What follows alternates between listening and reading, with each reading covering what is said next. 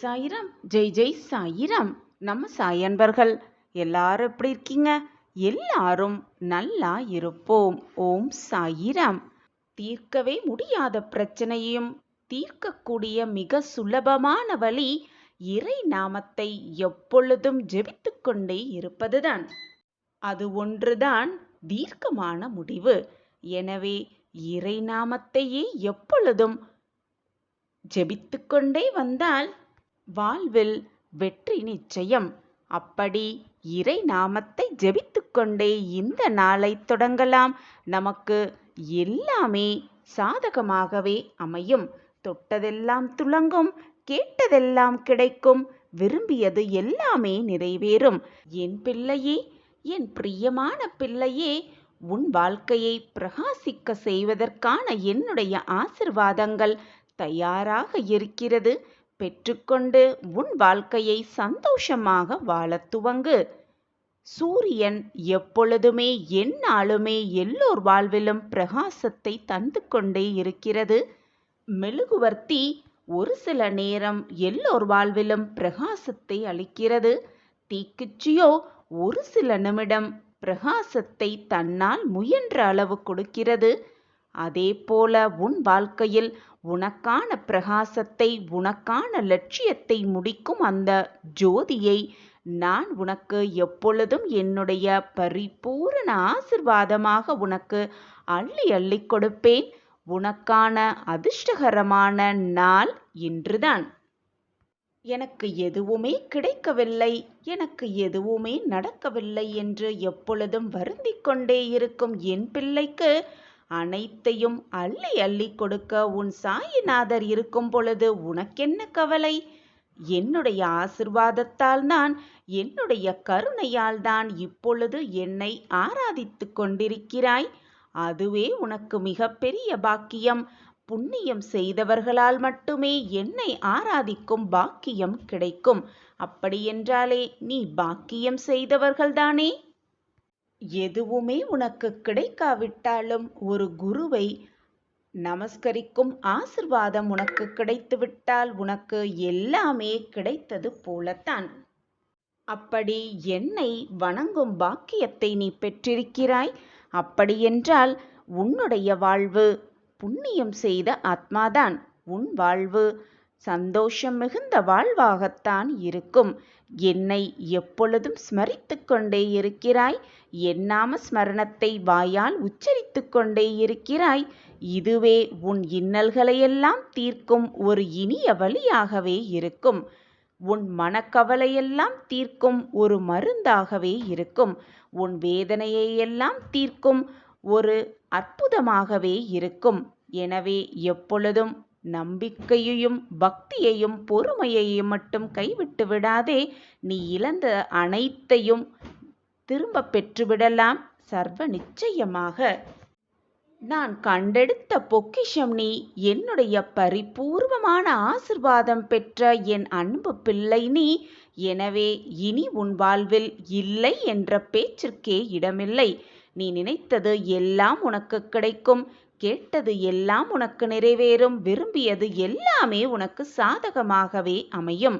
உன் இன்னல்கள் எல்லாம் தீர்ந்து இனிய வாழ்வு உனக்காகவே காத்து கொண்டிருக்கிறது. மிக பிரகாசமாகவே உனக்காகவே காத்து கொண்டிருக்கிறது. அந்த நல்ல முடிவு, நான் எடுத்த அந்த நல்ல முடிவு சர்வ நிச்சயமாக உன் வாழ்க்கையில் நடக்கத்தான் போகிறது. அதுவும் இன்னும் 2 நாட்களில் உனக்கான அந்த பெரிய முடிவு உன் வாழ்க்கையில் நடைபெறப் போகிறது. நீ நம்பவே முடியாத, நினைத்து கூட பார்த்திடாத அந்த மாற்றம் உன் வாழ்க்கையில் ஏற்படத்தான் போகிறது. அப்படி என்ன முடிவு? நம்பவே முடியாத முடிவு என்னவாக இருக்கும்? எதிர்பார்க்காத முடிவு என்னவாக இருக்கும் என்று நீ யோசிக்கிறாயா? குழம்பாதே.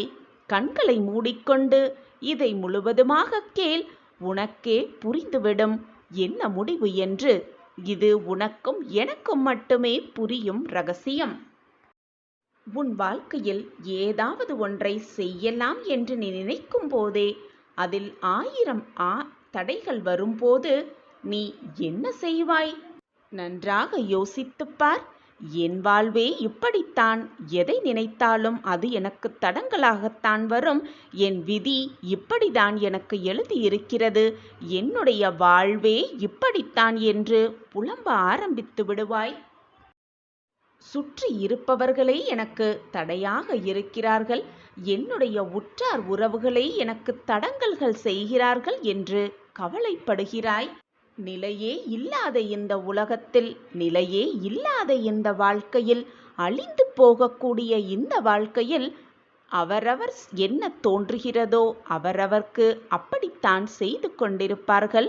நீ நினைத்தது நடக்க வேண்டும், முடிய வேண்டும் என்ற விதி இருந்தால் அது நிச்சயமாக நடக்கும், முடிந்துதான் ஆகும். அப்படி நீ நினைப்பதை தடுக்க வேண்டும் என்ற விதி மற்றவர்களுக்கு இருந்தால் அதை வந்து தடுக்கத்தான் செய்வார்கள். அந்த செயல் தடுக்கத்தான் படும். எது ஏற்கனவே முடிவு செய்யப்பட்டதோ அதன்படிதான் உன் வாழ்வு நகரும். ஆனால் ஒன்றை நன்றாக புரிந்து கொள். எது வந்தாலும் எது நடந்தாலும் அவ்வளவுதான் வாழ்க்கை என்று நீ விட்டுவிட்டாயென்றால் உன் வாழ்க்கையே அவ்வளவுதான் ஆகிவிடும். எது நடந்தாலும் தைரியமாக எதிர்த்து நின்று போராடியானால் உன் வாழ்வில் நீ நிச்சயமாக பல மாற்றங்களை கொண்டு வரலாம். உன் வாழ்க்கை உன் கையில்தான் உள்ளது. நீ உன் வாழ்க்கையை விட்டு விட்டாயென்றால் உன் வாழ்க்கை அப்படித்தான் இருக்கும், அப்படியே தான் இருக்கும். உனக்கு கிடைத்திருக்கும் இந்த வாழ்க்கையை எப்படி முன்னேற்றுவது, எப்படி பிரகாசமாக்குவது, எப்படி வெற்றியை அடைய செய்வது என்ற சிந்தனையை மட்டும் நீ செய். அதில் செயல்படுத்தும் வழியை நான் உனக்கு காட்டுகிறேன். நீ எப்பொழுதும் மகிழ்ச்சி, சந்தோஷம், ஆனந்தம் என்று உன்னை பற்றி மட்டுமே நினைத்து கொண்டிருந்தால் உன் உலகத்தில் நீ மட்டும் தனியாகவே இருந்து கொண்டிருப்பாய். சந்தோஷமாகவேனால் இருக்கலாம், ஆனால் சில நாட்களில் அதுவே சலிப்பாக மாறிவிடும். நீ சந்தோஷமாக இருக்க வேண்டும் என்று மட்டும் இல்லாமல் உன்னை சுற்றி இருப்பவர்களும் மகிழ்ச்சியாகவும் ஆனந்தமாகவும் நிம்மதியாகவும் இருக்க வேண்டும் என்ற சிந்தனையை உன் மனதில் கொண்டு வா. உன் வாழ்க்கை ராஜயோக வாழ்க்கையாக மாறிவிடும். அந்த வாழ்க்கையை மாற்றி அமைப்பதற்கான வேலையை உன் சாயப்பா உன் அருகிலேயே இருந்து செய்து கொண்டே இருப்பேன். எப்பொழுதும், எந்நாளும், எல்லா நொடியும். ராஜயோகம் எல்லாம் கூடி வரும் மார்கழி மாத குருவரம் இதோ வந்துவிட்டது என் பிள்ளையே. உன்னுடைய எதிர்காலம் நீ விரும்பியபடியே அமைத்து கொள்வதற்கு, நீ விரும்பியபடியே உனக்கு எல்லாம் கிடைப்பதற்கு உன் சாயப்பாவே பொறுப்பு. அந்த பொறுப்பை உன் அப்பா ஏற்றிருக்கும் பொழுது வீணாக உன் மனதிற்கு கஷ்டத்திற்கு இடம் கொடுக்கவே கொடுக்காதே, வேதனைக்கும் இடம் கொடுக்காதே. எப்பொழுதும் நிம்மதியாக இரு. அனைத்தும் உனக்கு வசமாகும். இனி எல்லாம் உன் வாழ்வில் ஜெயமாகவே முடியும். சாயப்பா, ஏன் இப்படி என்னை படைத்து இருக்கிறீர்கள் என்று என்னிடம் முறையிடுவதை முதலில் நிறுத்திவிடு. பிள்ளையே, உன்னிடம் நிறைய திறமைகள் இருக்கிறது. ஆனால் அதை பயன்படுத்த உனக்கு தெரியவில்லை என்பதுதான் முதல் காரணமாக இருக்கிறது. என் வாழ்க்கையில் கஷ்டம் வந்துவிட்டது, சோதனைகள் என்னை சூழ்ந்து கொண்டிருக்கிறது என்று நினைத்து கொண்டு அப்படியே உன் மனதை தேக்கமாக வைத்துக்கொண்டே இருந்தால் இருந்த இடத்தில் அப்படியே நின்று கொண்டே இருக்க வேண்டியதுதான். ஒரு அடி கூட உன்னால் எடுத்து வைக்கவே முடியாது. நேரமெல்லாம் நிமிடங்களாக போய்க்கொண்டே இருக்கும். பிள்ளையே, முதலில் உன் வாழ்க்கையில் எது தேவை, எது தேவையில்லாதது என்பதை முதலில் பட்டியலிடு. தேவை உள்ளவை அனைத்திற்கும் முதலில் முக்கியத்துவம் கொடு. அதை முதலில் நிறுத்து. அதற்கு என்ன தேவை, நாம் எப்படி செய்தால் அந்த தேவையை சிறப்பாக செய்ய முடியும் என்பதை பற்றி மட்டுமே சிந்தி. அப்பொழுதுதான் உன் வாழ்க்கையில் உனக்கு என்ன தேவையோ அதை நீ நிச்சயமாக அடையலாம். தேவையில்லாததை நினைத்து நினைத்து மனதை போட்டு குழப்பிக்கொண்டும் வருந்திக் கொண்டே இருந்தால் வாழ்க்கையில் ஒரு அடி கூட எடுத்து வைக்க உன்னால் முடியவே முடியாது.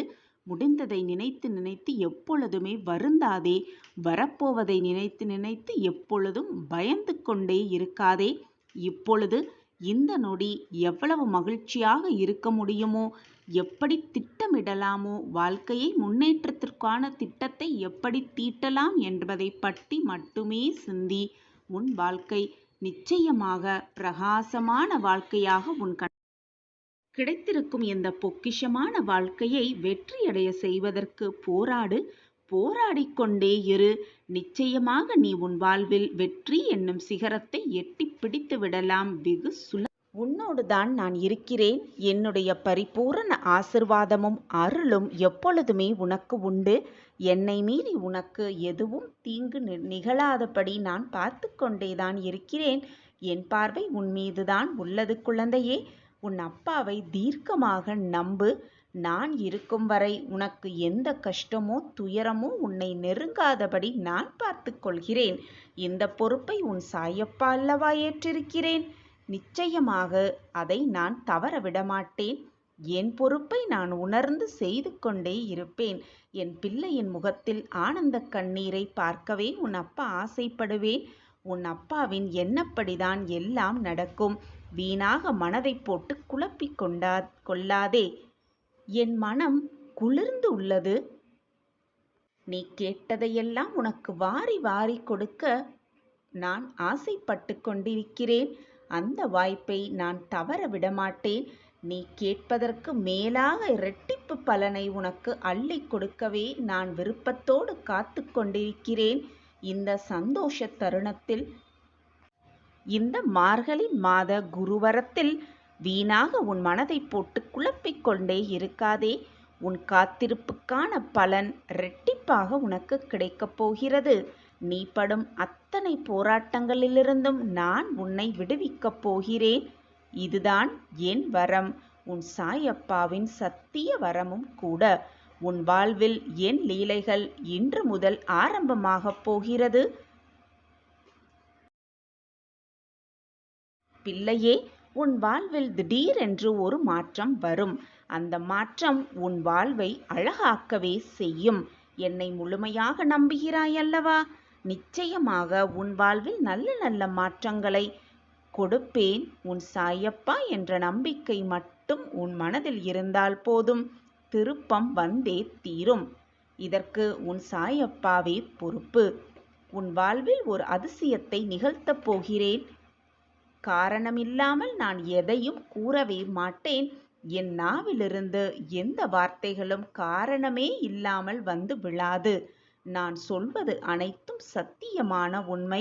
உன் விருப்பங்கள் அனைத்தும் நிறைவேறும் நேரம் வந்துவிட்டது. இதை தெரியாமல் நீ வீணாக கவலைப்பட்டு கொண்டே இருக்கிறாய்.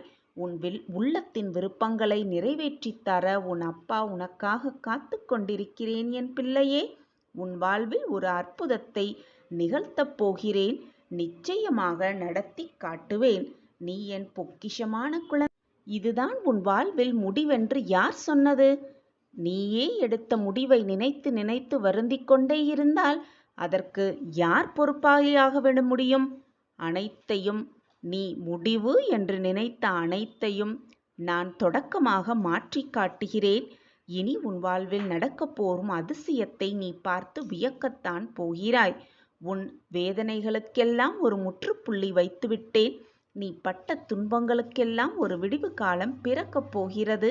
நீ எதிர்பார்த்த அந்த நல்ல செய்தி உன்னை தேடி வரும் நேரம் எல்லாம் நெருங்கிவிட்டது பிள்ளையே. பிள்ளையே, உன் மனதில் இருக்கும் வலி எனக்கு புரியாமல் இல்லை குழந்தையே. உன் கர்ம வினையோடுதான் நானும் போராடி கொண்டிருக்கிறேன். விரைவில் உன் வாழ்வில் நல்ல நிகழ்வுக்கான ஆயத்தம் துவங்கப் போகிறது. இந்த மார்கழி மாத குருவரம் உனக்கு சந்தோஷத்தை அள்ளி அள்ளி தரப்போகிறது. உன் வாழ்வில் ஒரு மாற்றம் உண்டாகத்தான் போகிறது. உன்னை தேடி ஒரு வாய்ப்பு, மிகப்பெரிய வாய்ப்பு வரப்போகிறது. அந்த வாய்ப்பை மிக சரியாக பயன்படுத்திக்கொள். உன்னுடைய நல்ல எண்ணமே, உன் நேர்மையே உன்னை வழி நடத்தி செல்லும். உனக்கான நல்ல வாழ்வை உனக்காகவே கொடுக்கும். உனக்கான நல்ல வாழ்வு உனக்காகவே காத்து கொண்டிருக்கிறது.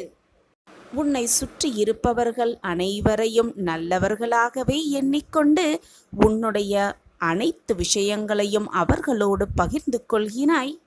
ஒன்றை நன்றாக புரிந்து கொள் என் பிள்ளையே.